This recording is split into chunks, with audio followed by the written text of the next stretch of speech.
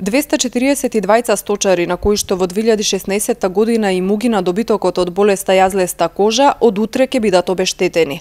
Ова го објавија денеска од Министерството за земјоделство по средбата на министерот Љупчо Николовски со директорот на платежната агенција Николче Бабовски. Вкупниот износ за обештетување е 15 милиони денари. Обештетувањето ќе биде 100% од проценетата вредност на угинатото животно, а до крајот на месецов ќе се заврши со исплатата. Во Струмичко угина околу 400 грла добиток, информираат ветеринарите.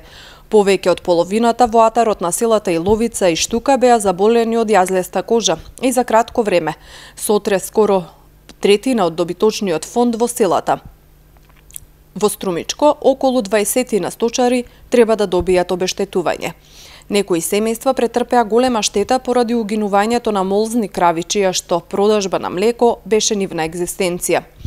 Во делот на исплатата на субвенциите пак министерот Николовски, директорот Бабовски информираа дека досега се исплатени околу 92 милиони евра субвенции.